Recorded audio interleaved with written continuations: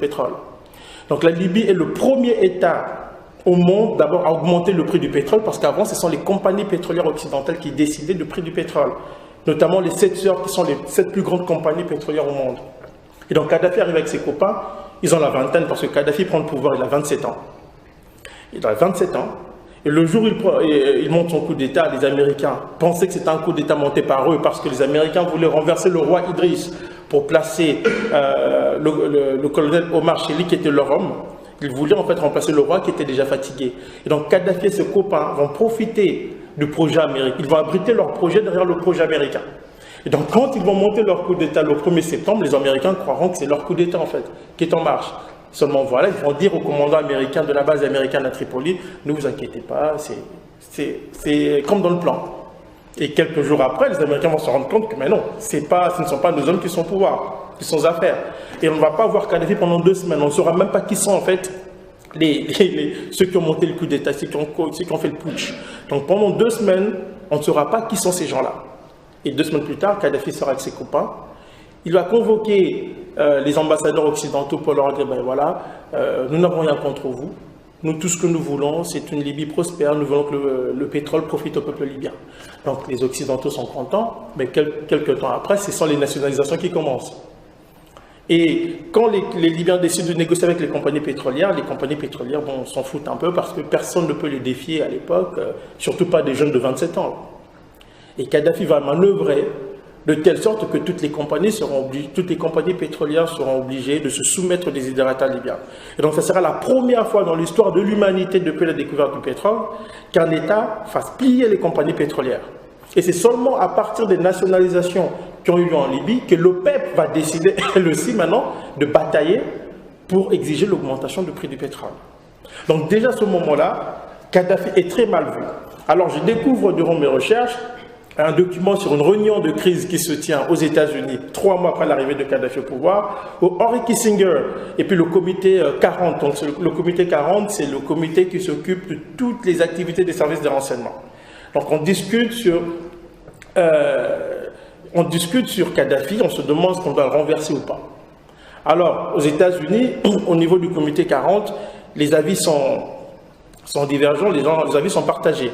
Il y a ceux qui disent qu'il faut le renverser dans Henry Kissinger, et d'autres qui disent, écoutez, il a nationalisé les compagnies pétrolières, mais au moins nous gagnons quand même beaucoup d'argent quand même avec le Libyen. Alors, on va l'accepter comme cela, et Kadhafi va continuer avec ses politiques révolutionnaires qu'il va exporter dans d'autres pays africains et même à travers le monde. Et ces détails sont importants parce que ça permettra de comprendre déjà pourquoi à ce moment-là Kadhafi est mal vu. Il est mal perçu, on veut le renverser. Le premier coup d'État contre Kadhafi a lieu 3 mois après son arrivée au pouvoir. Le premier coup d'État. Alors, à cette époque-là, fait intéressant, les Américains vont court-circuiter toutes les tentatives de coup d'État contre Kadhafi. Pourquoi? Simplement parce que Kadhafi est anti-occidental, mais il est aussi anti-russe. Il est anti-communiste en fait. Kadhafi n'aime pas le communiste. Et ça, les Américains sont contents parce que nous sommes en pleine guerre froide. Ils disent, bon, mieux vaut dealer avec ce gars qui est anticommuniste, même s'il nationalise nos intérêts, au moins les pétrolières s'arrangent quand même, s'en sortent bien. Il est anticommuniste, il va nous permettre de... C'est un rempart contre la poussée communiste dans cette région-là. Donc les Américains vont le tolérer. Et Kadhafi exporte sa révolution dans d'autres pays, notamment les pays africains. Il va soutenir la cause de l'ANC qui bataille contre le régime raciste d'apartheid. Kadhafi va intervenir parce que Kadhafi est obsédé par 2 affaires. La libération du continent africain et la cause palestinienne. Kadhafi s'investit dans la cause palestinienne, bousculant les intérêts occidentaux partout où ils étaient en jeu, à commencer par l'Afrique. Il pousse les pays africains à se désolidariser d'Israël. À l'époque, on retrouve 65% des coopérants militaires israéliens dans le monde se trouvent en Afrique. Et Kadhafi va batailler pour qu'Israël soit chassé du continent africain. Il va commencer à financer les pays africains pour qu'ils se séparent d'Israël. À la fin des années 74, à la fin de l'année 74, tous les États d'Afrique subsaharienne vont rompre avec Israël. Et Kadhafi va se vanter, va bomber le torse il dira, j'ai réussi en moins de 5 ans à bouter Israël hors de l'Afrique. Et cela, les Israéliens ne vont pas lui pardonner. Pour résumer, l'implication américaine, c'est en 3 phases. L'implication américaine, j'insiste sur l'implication américaine parce que la guerre de 2011, on l'a présentée comme une guerre française. On vous a dit que c'était Sarkozy qui est allé faire la guerre en Libye. Mais moi, je montre dans mon livre que c'est une guerre américaine et ce sont les Français qui ont sous-traité l'opération américaine pour le compte de la Maison-Blanche et du Pentagone. D'ailleurs, le Pentagone était même contre la guerre de 2011, mais j'arrive, je vais vous expliquer pourquoi. Donc la guerre de 2011, Sarkozy a joué le rôle de sous-traitant des intérêts américains en Libye.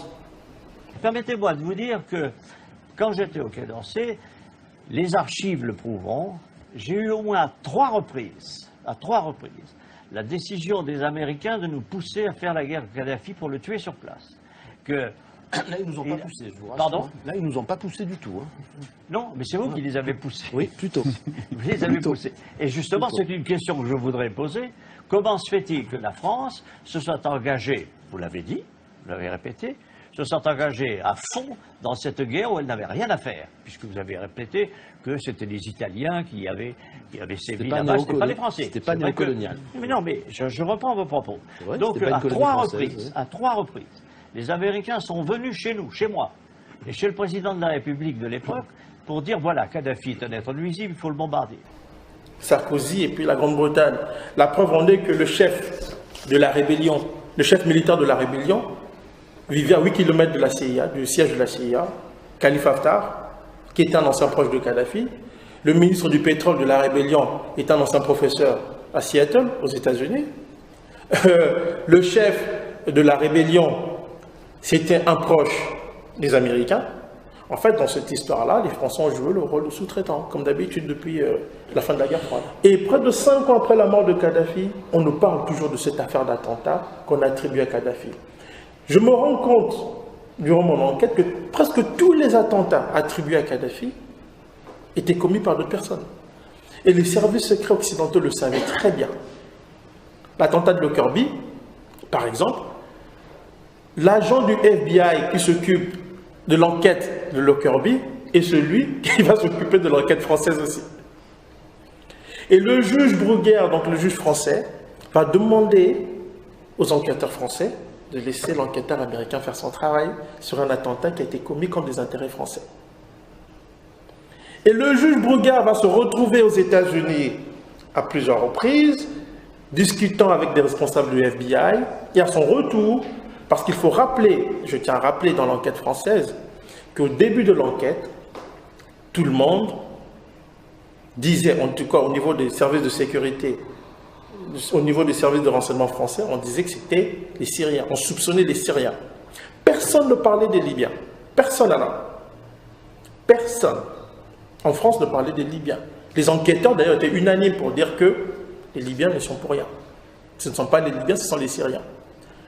Le juge Bruguière va s'appuyer sur une enquête falsifiée de l'agent Truman, donc l'agent américain du FBI, pour arriver à la conclusion que ce sont les Libyens. Et même quand les enquêteurs français se sont opposés, le juge n'a pas voulu les écouter. Donc, les pièces qui vont être les preuves qui vont être présentées devant la cour d'assises en France, ce sont les pièces fournies par le FBI. Tout ce que les Français ont fourni comme preuve, les enquêteurs français, le juge les a rejetés. Il a rejeté tout. Totalement. Donc, des Français vont être sacrifiés sur l'autel des intérêts américains ou d'une guerre secrète menée par les États-Unis contre un pays ou contre un leader qu'on veut renverser. Et ce leader est Muammar Kadhafi. Et il faut que les Français le sachent. Parce que toutes ces affaires-là, aujourd'hui, avec tout ce qui se passe aujourd'hui, on se rend compte à quel point, en fait, la France est devenue, en fait, le sous-traitant officiel des intérêts américains à travers le monde.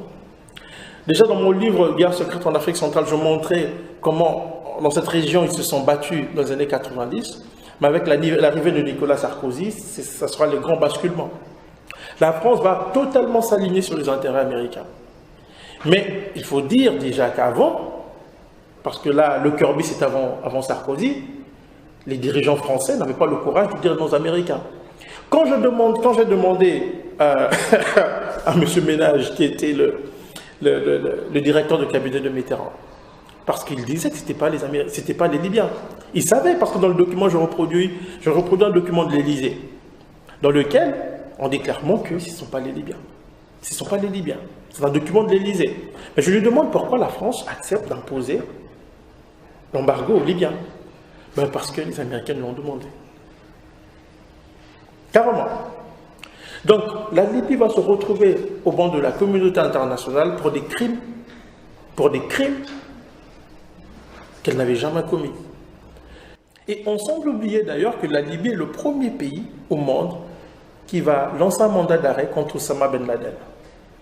C'est la Libye de Kadhafi, c'est-à-dire le pays qu'on accuse d'être le parrain du terrorisme international, va être ce pays-là qui va lancer le premier mandat d'arrêt international contre le terroriste soi-disant recherché par les Occidentaux.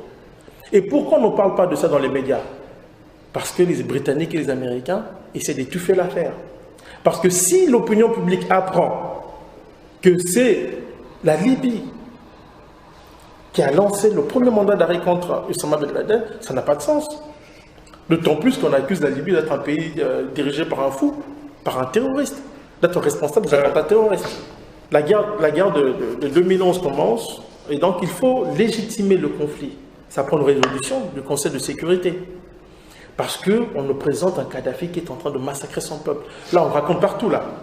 Kadhafi massacre son peuple. Dans les médias français, on le dit. Chose étonnante, l'ambassadeur de France avait dit devant le Parlement français qu'il n'y avait pas de massacre. L'ambassadeur de France en Libye est revenu pendant les échauffourées en Libye. On lui a demandé est-ce qu'il y a des massacres en Libye, est-ce que les avions du colonel Kadhafi tirent sur la population. Il dit non. Les médias ont exagéré. Ça, c'est l'ambassadeur de France qui le dit. Alain Juppé dira la même chose. Mais quelques semaines après, tous ces gens vont changer de disque. Ils vont dire que Kadhafi massacre son peuple. Et on va le répéter en l'envie pour qu'il y ait une intervention de l'OTAN. Et qui vont être les artisans de cette version erronée? Ce sont les ONG libyennes. L'une d'entre elles, c'est la Ligue libyenne des droits de l'homme, dirigée par Slimane Bouchiguir, un des responsables de la rébellion, celui qui dirige l'ONG qui accuse Kadhafi de massacrer la population. Et personne ne cherche à vérifier la véracité de leurs propos. On accepte. Au Pentagone, le ministre de la Défense américain à l'époque va dire il n'y a pas de massacre. Il va même dire ceux qui veulent intervenir en Libye sont malades. Mais il y aura quand même intervention. Pourquoi? Parce qu'il y aura une femme, il y aura des Amazones en jupon, là, je parle d'Hillary Clinton, Samantha Power, tous ces gens qui entourent Obama, qui vont pousser à la guerre. Parce qu'Hillary Clinton est très proche des frères musulmans. Et je tiens à rappeler que dans les deux pays précités, la Tunisie et l'Égypte, on a eu, juste après le renversement des militaires, de Ben Ali et de Moubarak, on a eu des frères musulmans à la tête de ces pays-là. En Libye, ce sera pareil. Dès les débuts de l'insurrection en Libye, les manifestants, soi-disant pacifiques, vont attaquer les casernes de police et même des camps militaires. On n'a jamais vu ça. Des manifestations pacifiques avec les mains, ils avaient juste leurs mains, ils vont attaquer des casernes militaires avec des lance-roquettes. Et dans cette guerre-là, vous aurez les États-Unis, la France, la Grande-Bretagne, le Canada et le Qatar.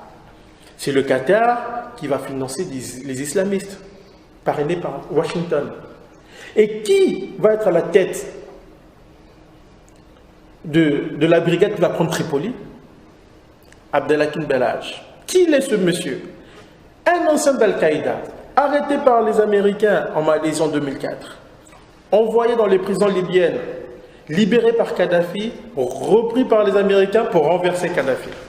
Alors, j'ai découvert que l'OTAN est en négociation avec Kadhafi. Pourquoi? Parce qu'après 3-4 mois de bombardement, l'OTAN s'est rendu compte qu'elle n'allait pas réussir à renverser Kadhafi. Après 5 mois de bombardement, c'était devenu très compliqué. Il y a la crise qui frappe les pays occidentaux. Les Français ont dépensé 321 millions d'euros. Les Américains, près de 2 milliards. Les Britanniques, je crois, 400 millions. Et après 4 mois de conflit, La situation s'est enlisée. Alors l'OTAN a commencé à négocier avec Kadhafi. Kadhafi faisait marcher le temps comme d'habitude. En négociant, il les faisait marcher. Et à un moment donné, les Français et les Américains ont décidé d'accélérer la chute de Tripoli, la capitale. Quand Tripoli est tombé, Kadhafi est obligé de se réfugier au sud, à Sirte, sa ville natale. Les négociations ont continué. À ce moment-là, Kadhafi a accepté de quitter la Libye, d'aller en exil. C'est une version de l'histoire que beaucoup de gens ne savent pas. Moi, je l'ai su des gens qui étaient impliqués dans les négociations. Kadhafi accepte d'aller en exil. L'OTAN dit, il n'y a pas de problème. De toute façon, nous voulons la paix. En bombardant, bien entendu. Nous voulons la paix en bombardant. Donc Kadhafi peut partir. Parce qu'il y a une stratégie que l'OTAN a utilisée en Libye, que je dois relever ici, la stratégie de 5 cercles. Vous avez entendu parler de ça? C'est-à-dire que quand on n'arrive pas à renverser un dirigeant, qu'est-ce qu'on fait? On bombarde la population. Je dis bien, on bombarde la population et les infrastructures civiles. C'est-à-dire on commence à martyriser la population pour emmener cette population à se rébeller contre le dirigeant qui est là ou à faire pression sur son dirigeant pour qu'il arrête de résister. On a commencé à bombarder la population pour que Kadhafi abdique et Kadhafi résistait. Et c'est pour cela qu'ils ont négocié. Puisque les bombes, ça coûte cher, un missile Tomahawk, c'est $1 million. Donc, on vous lancez 119 le premier jour, c'est 119 millions de dollars. C'est bon pour le complexe militaro-industriel, mais à un moment donné, le peuple qui croupit dans la misère commence à s'énerver. Parce que la guerre, il y a la com. Et si la com ne passe pas, ça devient un peu compliqué. Donc, on négocie. Et c'est dans ces négociations qu'on va attendre le piège à Kadhafi. Kadhafi va accepter de partir en exil. Un groupe de mercenaires sud-africains va arriver en Libye. La femme de Kadhafi et ses 2 fils vont être exfiltrés pour l'Algérie. Pendant ce temps, Sarkozy va quand même envoyer, ça c'est pour vous les Français, un commando pour tuer Saïf al-Islam, le fils. Parce qu'on lui avait demandé de faire un coup d'État contre son père. Pendant qu'on bombardait la Libye, on a dit au fils, écoute, si tu acceptes de faire un coup d'État contre ton père, écoute, on va arrêter les bombardements, tu le renverses et puis c'est toi qui vas devenir le président, on va dealer avec toi. Pourquoi le fils? Parce que c'est lui qui a négocié le retour de la Libye sur la scène internationale. Il s'était rapproché des intérêts occidentaux. Et c'est d'ailleurs, je ne sais pas si je dois dire grâce ou à cause de lui, que la Libye, au sein des institutions libyennes, on aura des technocrates libyens formés par les Américains. Et ce sont eux qui vont se retrouver à la tête de la rébellion dans les premiers jours du conflit, dès le premier jour du conflit. Donc tous les dirigeants de la rébellion, c'était des gens, l'un d'entre eux en tout cas Mahmoud Jibril, c'est quelqu'un qui a évolué aux États-Unis. Sa thèse doctorale, c'était sur le pétrole libyen comme arme stratégique. C'était sa thèse doctorale aux États-Unis. Donc tous ces gens étaient proches des Américains. Et Saïf al-Islam, le fils Kadhafi, leur avait permis de s'introduire dans le céréal, dans le système politique libyen. Et ce sont eux que les Américains vont utiliser pour déstabiliser la Libye de l'intérieur. Et c'est pour ça que pendant le bombardement, ils sont allés voir Saïf al-Islam pour lui dire, écoute, accepte de faire un coup d'État, tu fais un coup d'État contre ton père, non, on arrête de bombarder, tu deviens le président de la Libye. Lui, il va refuser. Et Kadhafi, qu'est-ce que Sarkozy va faire? Il va envoyer un commando. Et ça, c'est une personne qui me l'a raconté, qui est très proche des Libyens, des communautés révolutionnaires, qui m'a dit, le commando français est arrivé là-bas pour abattre Saïf al-Islam. Ce jour-là, il y avait un commando russe qui était présent aussi en Libye secrètement. Et les Français vont être abattus. Le fils Kadhafi va être exfiltré via l'Algérie. Et puis l'Algérie va le remettre à la tribu de Zintan où il va être arrêté officiellement. Quant au père, on va lui demander de quitter la Libye pour aller en exil en Afrique du Sud via le Niger. Il va accepter. Le commando, les mercenaires sud-africains qui vont arriver vont exfiltrer d'abord sa femme et ses enfants. Et puis après, ils vont revenir pour exfiltrer le père, donc Kadhafi et son fils Moatassim. Le jour où on doit l'exfiltrer, bon, ouais, ils sortent de leur retranchement, ils prennent la route pour aller au Niger et puis du Niger prendre l'avion pour l'Afrique du Sud. Le temps tire sur le convoi. C'était un piège en fait. Et on découvrira plus tard que les mercenaires en question jouaient le rôle d'agent double. Ils étaient payés pour exfiltrer Kadhafi alors qu'ils travaillaient en même temps pour l'OTAN. Donc, une fois le convoi bombardé, Kadhafi arrêté, les mercenaires sont exfiltrés discrètement par les rebelles et Kadhafi est abattu par un membre des services secrets français soutenu par des Américains qui étaient sur place. Les versions sont assez divergentes. Il y a les Libyens qui étaient proches des Français, qui étaient dans la rébellion, disent que c'est un agent des services secrets français. Moi, on m'a dit que c'était des agents des services secrets américains. Ce que l'on sait, grâce au Canada enchaîné, c'est que la veille de l'assassinat de Kadhafi, un colonel du Pentagone a appelé son homologue français pour lui dire « Bon, on sait où Kadhafi se trouve, il est dans tel coin de Siertre, on ne peut pas le manquer. Et nous devons nous arranger pour ne pas le laisser en vie, parce que si on le laisse en vie, il va faire des déclarations incendiaires, parce que tout le monde est compromis avec Kadhafi. Alors c'est mieux de l'abattre. » Et le Canard enchaîné dit d'ailleurs, pour Obama et Sarkozy, Kadhafi ne devait pas sortir de là vivant. C'était clair.